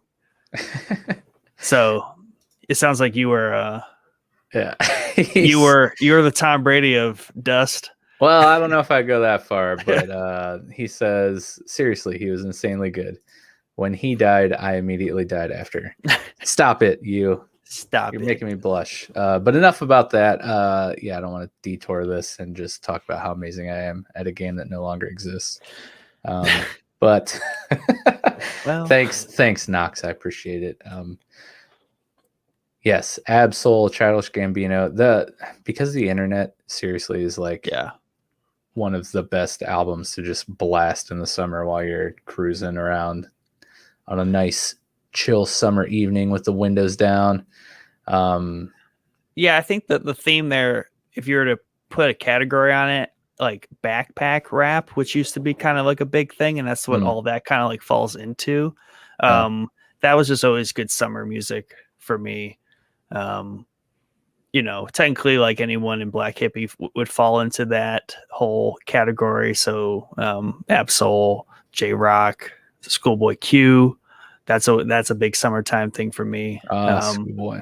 Yeah, and then outside of like rap, like Chili Peppers, love me some Chili Peppers. That was always good. I mean, for me, like a lot of music's like all year round, but there's certain things that click. And like for a while there, definitely like 2016, I was a little late to the party, but dude, Lil Yachty, Summertime hit, like Lil Boat. I remember you're a big Lil Boat guy. Yeah, I was heavy on the Lil Boat for like 2 summers straight. It was just like a staple. Yeah. Yes, I again, Charles Gambino, he's just right up there Yeah. all year round, but specifically because of the internet during the summertime is great. Another rap group that I enjoy um, mainly during the summertime is Injury Reserve, which I don't know how widely known these dudes are. But their one album, Live from the Dentist Office in particular, is just straight summer vibes. They have the song Whatever Dude that like just every time that song's on, the windows go down. So like I can't listen to it in the wintertime or else I'll freeze myself. Go down the highway, windows just start rolling down. Yeah. Going, stop. What's going on? I can't help it. They're so good. And they have this great Jailbreak the Tesla song came out like Love last that year. song. Of course, so good. I think it's disgusting. Funny story. Basically that like car alarm beeper lock sound from that song. I don't know how often you go inside Target, but like their employees have something that makes pretty much that same exact sound. So we'll just be walking through Target and I'll hear it and it's just like immediately Jailbreak Tesla. Jailbreak Tesla. They're amazing. I love listening to them. Another like Amine, I believe is his name. He features on a couple of their songs, but I listen to him a lot in the summer. Saba, I listen to in the summer a lot. A lot of these were just songs I would throw on while I'm mowing, or artists I'll throw on when I'm mowing, which links it to summertime, obviously, for me. But outside of rap, which I think I have a pretty wide variety of music I listen to in terms of genres and stuff. But last summer when we were building our deck, hashtag shout out Stimmy checks. Thanks, bro, for the deck.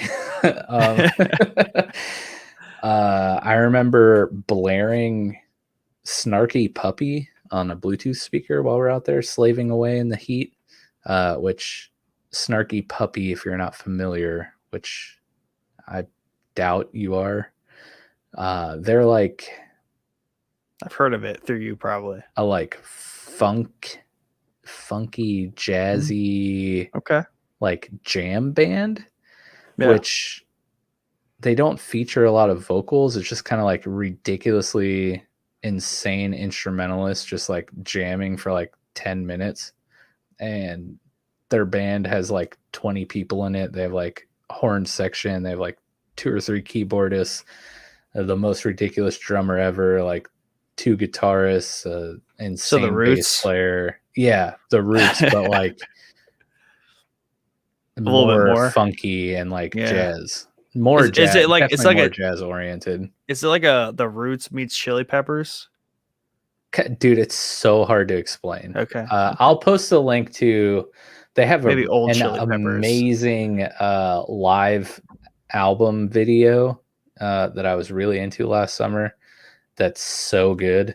I'll throw a link to that in Discord so you guys can check it out. It's so good. But yeah, I was really crushing Snarky Puppy last summer. And then a band like Polyphia, which is basically like Polyphia? Trap metal. Love that. I don't know how to explain it, but like it's basically poppy like gent metal over trap beats and ridiculous drums. I always find myself blaring Polyphia in the summertime too. So good. Yeah, I think those are like the main ones that stick out. And then we got some comments coming in here too. So let them blow. Underfunded says, you guys on the music topic now. Have you listened to 21 Pilots' new album? I have not, but one of my good friends, Garrett, shout out Garrett and Denise. Yeah. I don't know if you're listening, but my family loves your family, and we're really sad that you're moving out of the neighborhood. But we're also really happy for you that you got a wicked house. You guys rule.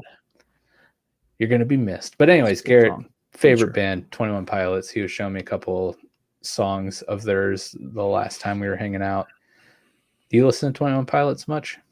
I do not much. I think I hear whatever hits the radio, maybe, if that's a thing. Yeah, the only thing that sticks out to me with 21 Pilots is Heathens from Suicide Squad soundtrack, which I slammed. Yeah. I think I pretty know hard. more 21 Pilots than I give myself credit for. You probably do. Yeah. That's one of those. It's one of those things. Yeah. And then Yusuf, aka Biosif, says Deadmau5. Summer Music, Calvin Harris. Ellie Goulding. Ellie Goulding. My boy. Dude, her song with, what is it called? With Bass Nectar. Yeah. So good. In college, I would play a ton of her songs at like parties and stuff. He just got the people going. Yeah, dude. Man, shout out Bass Nectar. Haven't thought of them for a while. Great stuff. Thank you guys for the comments. Yeah, and it would be, I think that's always like a real good given too. That's a good point. Like all the like club bangers, all the like summer anthems, like that's just like a niche of music because everybody wants to come out with the hottest song for the summer. I think it also steers a little differently. To me, I more so like the made for the club type summer songs versus the like made for the beach kind of club versus made for like radio summer songs. Sometimes they overlap, but specifically the ones that are like dubby, real heavy on the bass. Yeah, those are the good summer ones. Yeah, I'm a sucker for bass. So yeah, anything with bass. Shout out Skull Crushers. Dude, seriously, best headphones ever. Repping the white Skull Crushers right here. We Skull need Candy that sponsorship. Yeah, Skull Candy, reach out. We will definitely hype the Crushers. Yeah, dude. Underfunded Scientist says, I legit love all the songs from the old albums. The newest one is growing on me, though. I'm assuming still talking about 21 Pilots. 21. Excuse me, 21. Hey, remember that one time we both ironically went to the same Logic concert at Blossom without knowing that we were going to be there? Yeah. That was fun during the summer. Yeah, back when people went to concerts in the summer. Yeah, back when people liked Logic. Yeah, I don't think anyone likes Logic anymore. No. I don't think Logic likes Logic anymore. Like that's the thing. Like he just like fell into this realm of I love myself so much, just hate me. Yeah. Also, Sleeper, that was when I discovered that NF actually kind of slaps a little bit. But then I started listening to him and I realized that like 80% of his songs sound the same. Yeah. But he does that one song that is 80% of his songs pretty good. Yeah, that's the key. That's the key. Yeah. It's like, how much do you like that one song? Because there's a lot more of them. There's those artists out there where he's just, I don't know. There's just something about like those aggressive white rappers that sometimes is pretty good. Yeah, I remember early on because I was I'm a big Eminem fan, or especially was. I think that's shifting as I age a little bit, but I remember someone who did not like Eminem, and their reasoning was like he just yells all the time. And like it struck me. I was like, oh, so I think I just like the fact that he yells all the time. Like while you hate him, I like him. Like it's that kind of thing. And I think that's really common with artists. It's basically the way I describe my watching of Attack on Titans. Yeah. Why are they always yelling? I don't understand. Underfunded Scientist says he does like NF a lot also. Yusuf says Logic had 3 hooks he used in every album. Dang. It's very true. And he had like 30 albums. Yeah. Underfunded Scientist says true, he's kind of sad and angry all the time talking about NF. Yep. But that's good flavor. It is good flavor. He's does like that flavor well. He is a Christian version of Eminem. Which, by the way, if you didn't know, NF is a Christian. Yeah. Though I feel like Eminem feels he is that too. But the non-clean version. Yeah. But yeah, that's how I describe NF to people, a Christian version of Eminem. Very, very sad. His lyrics are pretty deep and kind of depressing. But I mean, hey, that's where art comes from, right? When some of the greatest artists, whether it's music or literal art or creative minds in general, are usually some of the most broken people, or people who have gone through crazy adversity. But anyways, moving along. You know what else makes me think of summer? Riff Dude, yes, that is 100%. That's because he's in Miami. The dude just looks like he's out on the beach all the time. Yeah. Yes. Yeah. Speaking of aggressive white rappers, Riff Raff, right up there. Dude, what's the song with Mac Miller? Something dolphin. That song Blueberry. slap. I don't know. Is it a blueberry dolphin? I don't know. I don't know. Where's Tim when you need him? I know, right? Tim, please help us. Dude, oh god, there's so many good Riff Raff songs. Also, speaking of Riff Raff and summer movies, have you ever seen the movie Spring Breakers? Yes, has Gucci Mane, which is basically a James Franco rip off of Riff Raff. That was a hard sentence to say, by the way. Yeah, a rip off of Riff Raff. It wasn't, but it's like it was. It pretty much was, and Riff Raff got really mad about it. Yeah, because I mean, if you put a still of James Franco's character from that movie next to a picture of Riff Raff, it's 100% the same person. All right, I looked at my Riff Raff playlist. Obviously, the Tiptoe songs, definitely 2 and 3. Can't get past those. But Aquaberry Dolphin with Mac Miller. That's what it was. That song slaps. All right, I gotta pull up Riff Raff songs too, because Chopping Blades, Wetter Than a Tsunami. Oh, dude, God. The thing that makes me sad is that Cranberry Vampire album was really. I couldn't like listen to it too much, but like it's just like a constant. It's like the same banger, like interweave through different versions of the same beat. Yes, dude. Basically, his Pink Python album. Yeah, it's just. It might as well just be. You just retitle that to Riff Raff's Greatest Hits. Jody High Roller, classic. Indiana Bobby Knight Hoosiers, classic. Tiptoe 3, of course. Dude, Tiptoe 3 is ridiculous. This dude, he's something else. I just Pink Python, Turquoise Tornado, Peach Panther. What's the Crimson Vampire? Is that what you said? Cranberry Vampire. The thing that makes me sad is he came to Canton, I think, twice, and we didn't go see him. It's a tough scene to pull, man. I've pulled off some like adventurous like rap concert scenes. That one was too unknown, and if I was 5 years younger at the time, like definitely would have. But like it was a precarious decision. Yeah. So net positive, we did not, I think. Yep, the comments keep rolling in. Yeah, man, super deep. We're talking about NF still. Have you seen that music video by NF? One sec, gotta look up the name. It's like a gas station robbery. NF story. That is so I think sad. I've seen that one. Because sorry, I didn't mean to cuss. You don't need to apologize because Nick has a potty mouth. So that's me. That's why I'm here. That's right. Got to keep it unsafe for children. No, I think that was the one thing about NF is that I liked a lot of his music videos, and I think that's just like kind of how I toured what his catalog was about. It was really just kind of watching the videos, less so much like going through the albums. Mostly just watch the videos because he does have good videos. Yeah, dude. Oh my gosh, dude. Riff Raff seriously is like, well, he's basically Theo Von's twin.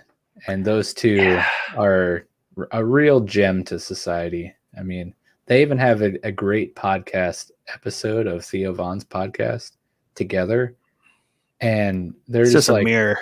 yeah, it's amazing. There's so many.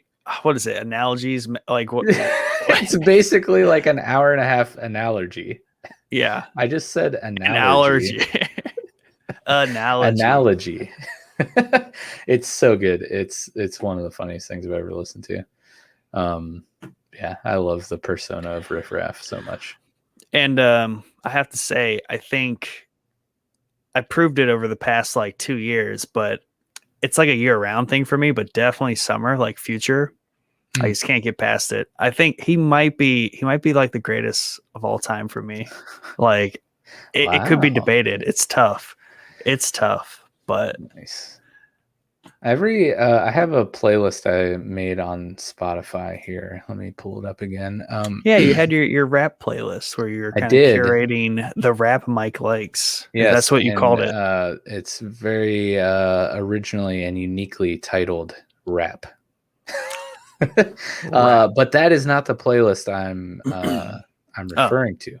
I made a playlist. Where is it at? I've made a lot of playlists on Spotify apparently. Oh wow, this is a great playlist name. When I was going through some of the old emo stuff that I used to listen to, like back in high school. Cut My Wrist and Black My Eyes. If you know what song that's from, leave a comment below. Trip down memory lane. Here it is. I went back and again made a playlist of songs that I used to listen to like right out of high school or towards the tail end of high school. And I often throw this on in the summertime. And again, I don't know what it is with my music in the summertime, but the windows they have to go down. But like we have Poem by Taproot, Judith by A Perfect Circle, My Own Summer by Deftones, Megalomaniac by Incubus, Smooth Criminal by Alien Ant Farm, Helena by My Chemical Romance, Sum 41. Oh my gosh, dude, I love Sum 41. Fat Lip, Into Deep, so good. Queens of the Stone Age, The Lost Art of Keeping a Secret, some Rage Against the Machine, some Chevelle, some old Finch. Oh man, some old Rancid, old school Avenged Sevenfold. Dude, it's a fun playlist to throw on every once in a while. Oh, here we go. Yusuf coming in. Ohio's for Lovers. You're so right. Hawthorne Heights. I think they're coming to town, actually, dude. By the way, Yusuf. And then he says, very good playlist, Mike. Thank you, sir. Sum 41 and My Chemical Romance are solid gold. Fun story about My Chemical Romance. I accidentally saw them live at one of my very first concerts I ever went to with my good friend Dave back in high school. Dave. We went to the Grog Shop up in Cleveland. Yeah. And saw Avenged Sevenfold. This was like in 2004, I think.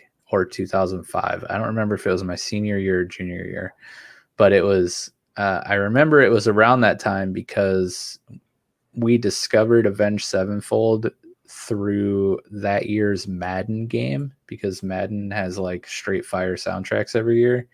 And they had an awesome song on that year's Madden game. So we went and saw them at the Grog Shop, and My Chemical Romance was one of the openers.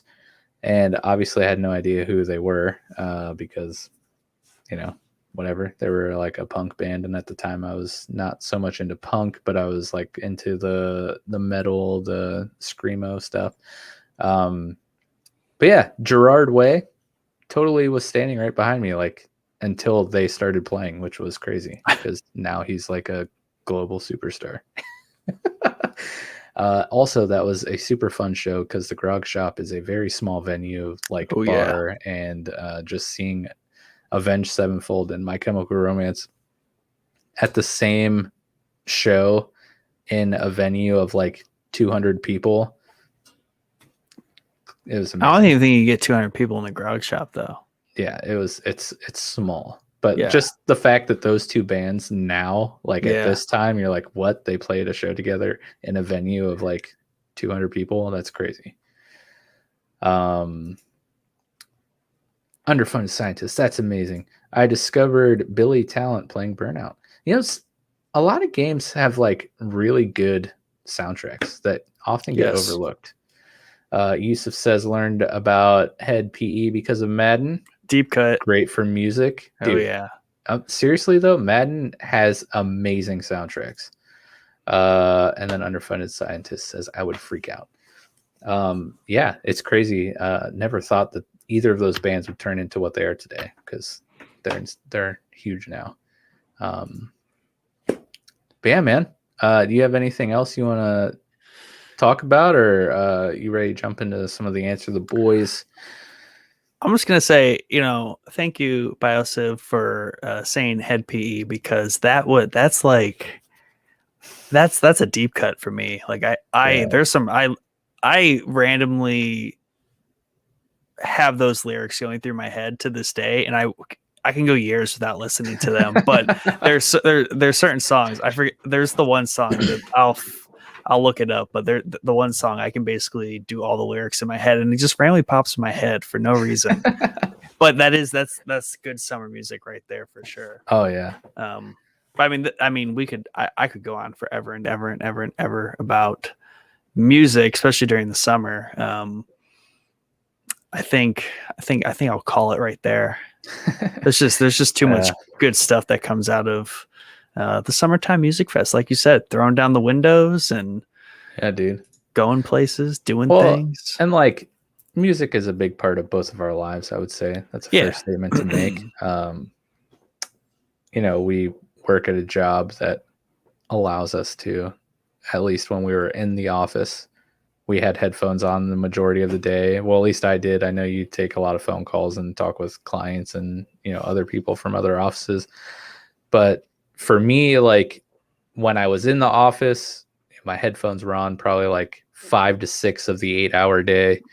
On days that I mugged people when they would make you take them off. I would get so angry because there was one guy, you know who you are. I'm not going to say your name, Ryan, but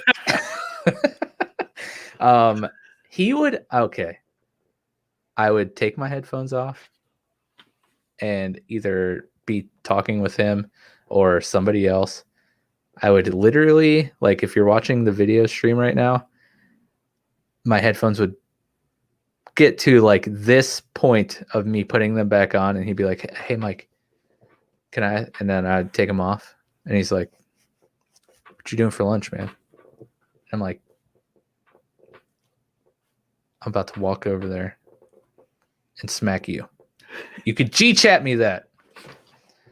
I'm just kidding, bro. I mean, I'm not kidding. I love you, Ryan. We were just talking today about some Switch games, actually. He's a good dude. He's a good dude, but he would always do that. Always. As soon as I put my headphones back on, he's like, "Hey, bro." I'm like, Hey, as soon as I close Google, you ask me a Googleable question.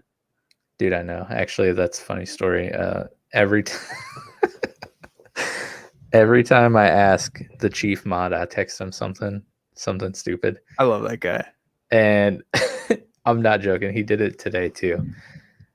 I'll be like, "Hey, how do I do this?" And he's like, first google.com. And then he doesn't say anything else. And then I immediately respond with, "I hate you. Why am I friends with you?" I like him so much. Oh yeah. He's a great dude. But I do hate him. Anyways, I don't know what it is with Ryan's in my life, but you're surrounded by them. I know. And they all just drive me insane. Anyways, shoot, I was going to actually say something, but when I wasn't in the office and had to travel for work, like drive down to the courthouse or whatever, those were all minimum an hour and a half drive, maximum like 2.5 hour drives. So music the whole way down, or, then I got into podcasts, and it was just so much listening to music. And I play music. I write music, so just music's like an integral part of my soul. So anytime we get a chance to talk about it, I enjoy it, and we don't talk about it very often. So we might have to like integrate talking about music more somehow into our show because I enjoy it a Beat lot. Boys. There we go, Beat Boys. Beat And Boys. the logo is just like a beat. Yes, I like where you're going with this. Yusuf says Ryan S. No, that's too obvious. R. Smith. No, literally his name is Ryan, and also our chief mod's name is Ryan. They are two separate people though. But yeah, fun times. Well, since we kind of wrapped up everything we got to say, we're gonna move on to our Answer the Boys segment, which if you're new to the show, which we got our good friend Knox Mortem, underfunded scientist out here watching, listening for the first time. Basically every week we throw up our topic in our Discord, the Answer the Boys channel. Early in the week, we'll post our topic in there and ask our Discord members for their opinions and thoughts on the topic. And then we read their comments on the show, and then usually it spawns into a cool discussion. We actually had an episode once before that was entirely fueled just by the comments alone, and the episode ended up being, hour and a half, close to 2 hours, and it was super fun and really, really good. And all we did was read our Discord comments. So we love doing this. It's a great way to interact with us and chime into the show. If you don't listen live, if you do listen live, as you've noticed throughout the show, we also read the comments that come in live in real time. And, it's just a good way to be able to connect and have your voice and opinions and thoughts heard on the topics we're talking about. Because I don't know about you, but a lot of times when I listen to a podcast, I have ideas and things that I need to say about the topic that they're talking about. And I wish I could just be like, yo, I have this thing to say. I wish you could hear me. And you can do that here. So yeah, underfunded scientist says, nice. That's a cool idea. Yeah, these pop-ups are really cool. Well, I'm glad you enjoy them. Thanks for commenting. We enjoy it. It means a lot to us. So, the topic this week was, since we're making our way through summer, we thought it'd be fun to chat about our favorite summertime movies. Let us know what movies you find yourself going back to each summer, and if there are any movies that make you think of summer, et cetera, et cetera. We'll talk about them on the show. And then later on, I, of course, added music because, got to have music. But we have our first comment here, which is actually kind of funny, from Jordo. Jordan, him. He's been on the show several times. He says, the Snyder Cut, Batman, The Long Halloween, excuse me, decided to swallow while I was talking. The Long Halloween, the animated movie, and Godzilla vs. King Kong. He then said, my bad, I thought this was about movies that came out this summer.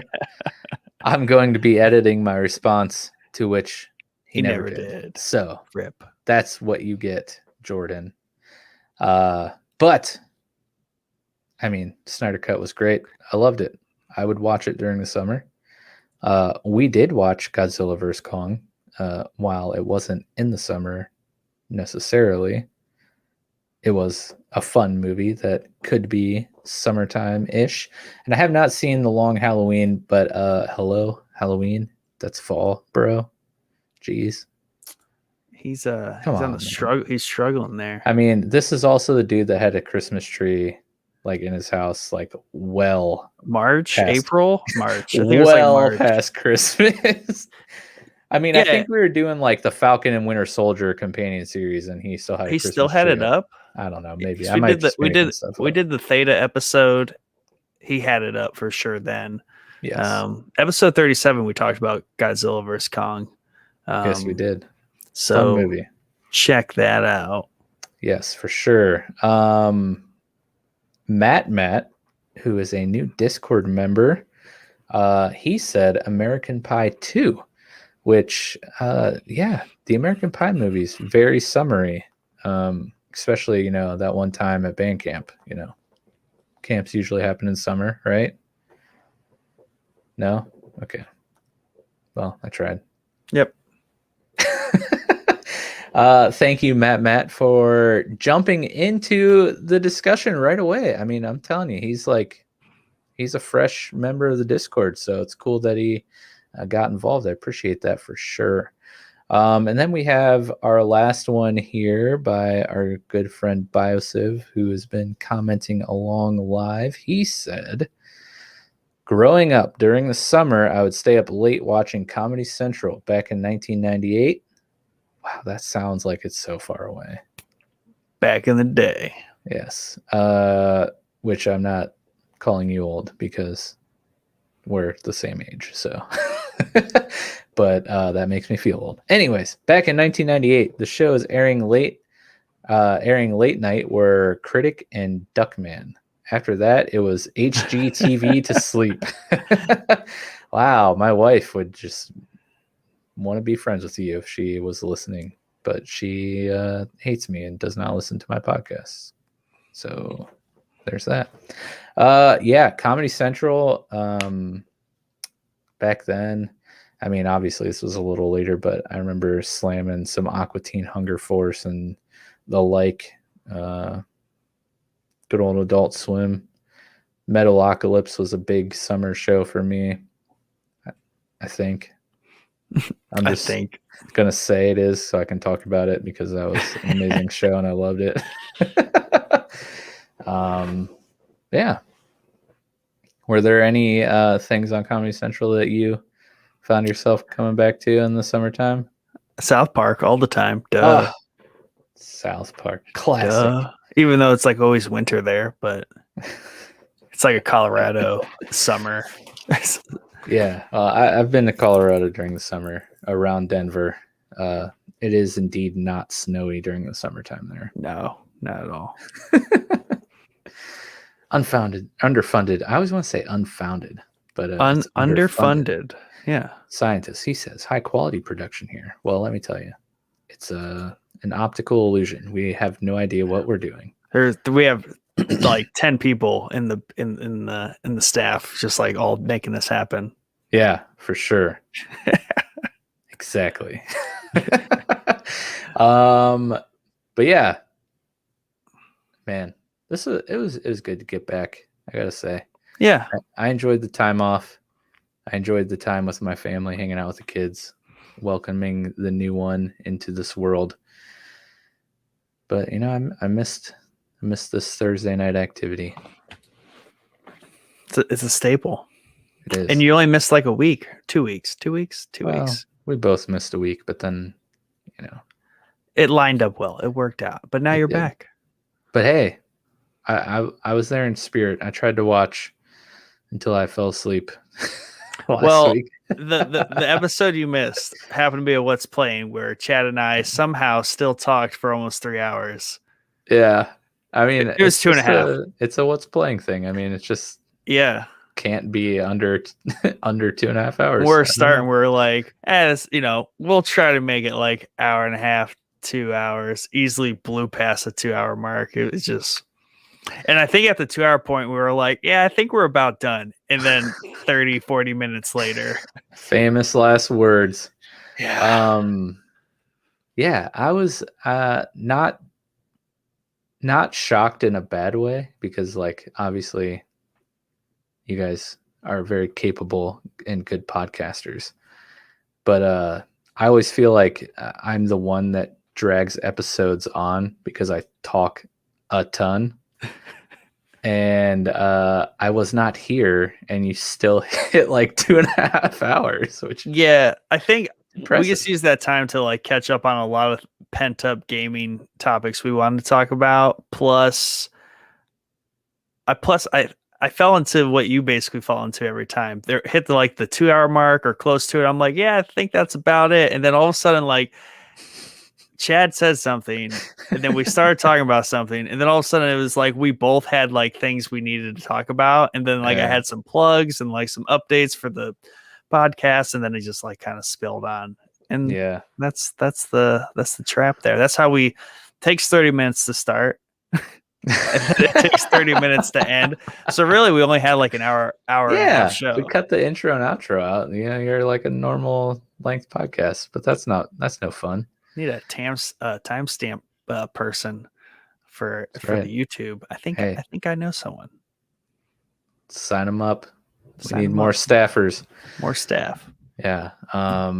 Yeah, that should do it for us tonight. Thank you so much for tuning in. To those of you who tuned into the live stream, for those of you who commented along, we appreciate it. It's always fun to get to talk to you and hear what you have to say while we're going at it tonight. Congratulations, Toasting Teddy, again for winning the giveaway. There you go. Just remember, you have until next Thursday, so our next Thursday episode, to reach out to myself or Pixel Nick on Discord, giving us your address so we can ship this bad boy out, which here we are, by the way, in case you forgot. Moff Gideon Funko Pop t-shirt combo pack. We will get that in the mail as soon as we get your address. However, if you're not able to get it to us by next episode, we will draw another winner. Thank you guys so much for your support and the listens. If you haven't yet and you enjoy what you heard tonight, please consider subscribing wherever you listen, liking, rating, and sharing. It really helps us grow, and we would appreciate it endlessly. What do we have coming up, Nick? Well, we have a Bad Batch campaign series episode this Sunday. That is always important. We are 3 episodes away from the end of this season.